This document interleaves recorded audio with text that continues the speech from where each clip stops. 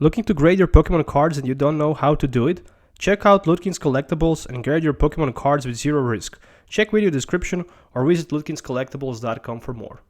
Looking to trade your old bulk for some of the latest Pokemon booster boxes? Well, check ccgcastle.com. The process is very simple. Send in 1400 cards and get a brand new sealed booster box back. We ship boxes worldwide for free once we get your cards. Make sure to check video description or check ccgcastle.com for more informations.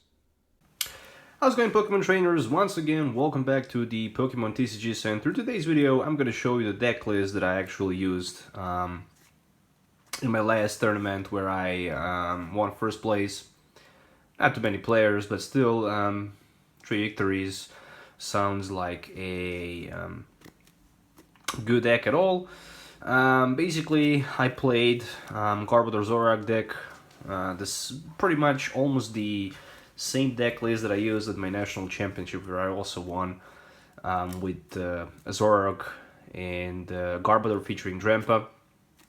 Overall, I tweaked a little bit the deck. It's still good in the standard format. I kind of like it, and I'm definitely looking forward to share this deck list with you guys. So you might be interesting to try it by yourself. So let's first start with the Pokemons. Monoranguru with the Instruct. Really don't need to talk too much about this card. It's here for the draw support. It can also attack with the Psychic. Interesting thing about Psychic is the fact that you can hit with 3 energies for 60 plus 20 for each of your opponent energy attached. Directly speaking, if Ho, for example, have 4 energies or any other Pokemon with the choice band, you can go up for maybe 90 plus 20 for each energy on your opponent, EX or GX. One copy of Espeon EX. Also cool tech in this deck. It can also hit with the Psyshock. Mainly it's here for that Miraculous Shine. So just in case if you're wondering why in the world I'm running Espeon EX, think a little bit about devolving your opponent Pokemons, because it's pretty badass to have this card in your deck, trust me. And also one Drampa. Can definitely be a good one. Berserk, Big Wheel GX, that first attack can also be good. I kind of like it.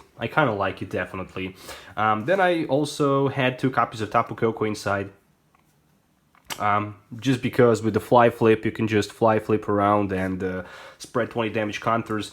How I actually won against Hollow Knightless, I beat Hollow Knightless pretty much easily. I just attack for like 3 turns with Tapu Koko and then just devolved my opponent Octilleries and Ninetales, and the game was over for him pretty much easily. 2 Zoruas with the Moonless Madness, of course, and in addition to that I also ran 2 Zoroarks with the Mind Jack and the stand-in. The bad thing about Garbodor is the fact that in the early game you can definitely break against your opponent, especially if they don't discard too many item cards, but on the other side you can always just use Tapu Koko and spread damage around the board and simply attack with the Mind Jack. So that's the best thing about this deck, and you don't need to worry too much about being hit for 2 prize cards if you don't play too many Lelas. So the reason I'm actually running 3 copies of Tapu Lele, it's a high amount of the Lelas in this build, but still, trust me, even in 90% of my games when I'm actually playing with this deck, I'm just using probably maybe 2 Tapu Leles per game. The first one is just the setup and the second one is just for the Guzman, that's it. The third one just stays in the deck untapped.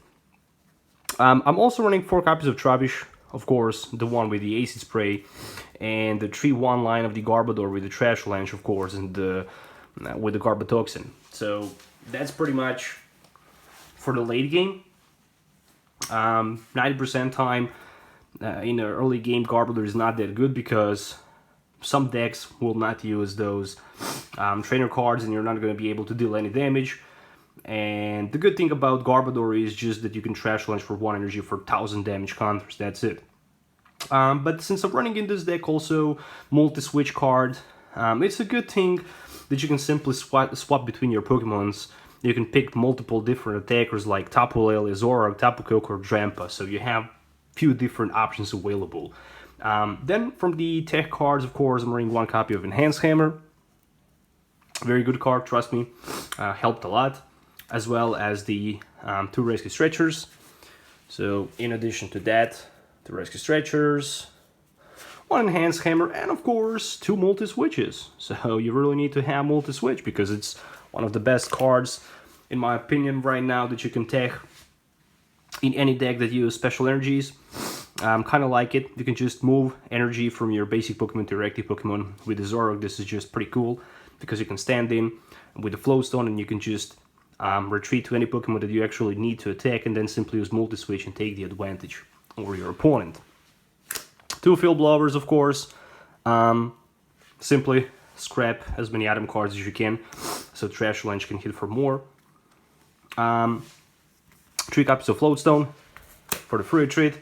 And of course 3 copies of Choice Band, so we can have 30 extra damage counters with our active Pokemon, dealing 30 damage extra to our opponent, EX or GX. The good thing also about Espeon in this deck, I also forget to mention that I actually easily beat my opponent who played Garbodor GX, even after he just recycled all of the item cards from the discard pile back to his deck. I just attempt to play a couple times with Tapu Koko and spread damage counters and then simply just use Espeon and devolve all his Garvors, and that was pretty much it. So he was not able to recover from that anymore. So Espeon is just a pretty sick card, in my opinion. Of course, 4 copies of Ultra Ball. Discard 2 cards from your hand in order to search a deck for any Pokemon. You don't need more than that. Also interesting thing that I'm running Pootown. So basically with the Pootown and Tapu Koko in combo, you can deal so many damage counters to your opponent Pokemons, especially if they're not able to basically escape against Pootown. So if they stuck with a Pootown and they need to evolve, that's going to be a nightmare for your opponent, especially when you can just de-evolve his Pokemons with Espeon. Support line, of course, 1 copy of Bridget, pretty much standard. Probably some of you will ask how many Guzmas you're running. Only 2 of them. Feel like a decent amount of the Guzmas. And then 4 Sycamores. So discard hand draw of 7. Pretty much just like that. What else to say about Sycamore? Pretty much nothing. You just need to discard some of the cards. But sometimes you really don't want to discard good cards like, for example, Guzmar, maybe Choice Band, or maybe Multi-Switch, because those cards can be definitely good for the late game. So that's the reason why I'm also running 4 copies of N. So basically with the N I can just force my opponent and myself to shuffle hand back into the deck and then drop just the same amount of the cards as the each remaining prize card left. The energy cards, I'm running 2 copies of Psychic Energies. In addition to that, running also 4 copies of Rainbow Energies. And of course, in addition to those Rainbow Energies, I'm running also 4 copies of DCEs, or Double Cores Energies. And that's pretty much it. So, pretty much standard Garbodor, Zoroark deck, with a little bit help of the Drampa and the Tapu Koko, of course. For the damage spread, Tapu Koko good for the damage spread in the early game, Drampa good to hit with Berserk for like 150, 180. Pootown can also help against those stage 2 decks, stage 1 decks, especially with a double Tapu Koko and Espeon, so the strategy can also be focused just to devolve your opponent Pokemons, and that's pretty much easy win. So you can have pretty much easy win condition against a lot of Ninetales. You just need to hit twice with your Tapu Koko, and if you have Pootown in play, your opponent will just be forced to put 3 damage counters after he's evolving from Ninetales to the from Vulpix to Ninetales, and that's it. So with Espeon you can just de-evolve and take a couple of prize cards, so that's just amazing. Anyways guys, I hope you enjoyed watching this video. Make sure to hit the thumbs up and subscribe to the channel for more videos. Let me know also in the comments below what you think about this deck. It's definitely cool. I hope you're gonna try to... I hope some of you will try actually to play with this deck, because it's a lot of fun with it and it works just good. It's very amazing how this deck is consistent and how good it's tweaked. And you can have definitely so many different attackers and so many different options to use with it. So you should definitely enjoy watching it. So once again, thanks for watching. Make sure to check also CCG Castle, the Ludkins Collectables, if you're looking to buy or maybe grade your cards. Everything you need to know can be found in the video description. So thanks for watching. We'll see you next time. So have a nice day and goodbye.